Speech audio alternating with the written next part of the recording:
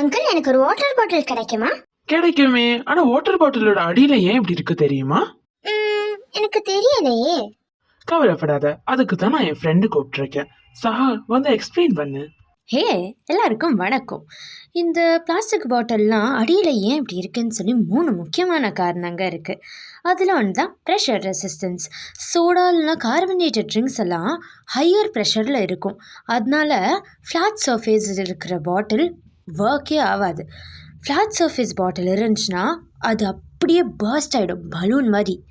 ஏன்னா ரொம்ப carbon di oxide இருக்கிறால. இந்த பாட்டமுக்கெல்லாம் பெட்டலாய்ட் பேஸ்னு இருக்குது. அது 5 பம்ப்ஸ் ஆர் ஃபீட்னு சொல்லுவாங்க.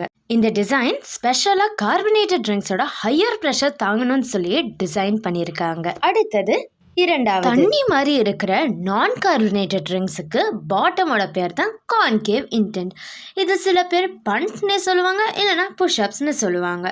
இந்த ஷேப் வந்து லிக்விடோட வெயிட்டை ஹோல்ட் பண்ணுறதுக்கு ஈஸியாக இருக்கும். கடைசியாக மூணாவது, நம்ம இப்போ மேனுஃபேக்சரிங் அண்ட் லாஜிஸ்டிக்ஸ் பற்றி பார்க்க போகிறோம். இந்த மாதிரி பாட்டமால் கஸ்டமர்ஸால் பாட்டிலை நல்லா கிரிப்பாக பிடிச்சிக்க முடியும். அது மட்டும் இல்லாமல் பாட்டில்ஸ் மேனுஃபேக்சர் பண்ணுறது செம்ம ஸ்பீடாக நடக்கும். கடைசியாக பாட்டமோட சர்ஃபேஸ் ஏரியா இன்க்ரீஸ் ஆகிறால உள்ளார இருக்கிற லிக்விட் சீக்கிரமாக சில்லுன்னு ஆகும். இவ்வளோ பெனிஃபிட்ஸா, நம்பவே முடியல. தேங்க்யூ. அடுத்த வாட்டி பிளாஸ்டிக் பாட்டில் இருந்து குடிக்கும் போது மறக்காதீங்க, அடியில இருக்கிற மேடான சர்ஃபேஸ் வந்து ஸ்மார்ட் இன்ஜினியரிங்னு சொல்லி.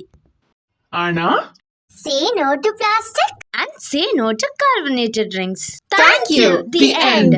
By Sahasri Sridhar.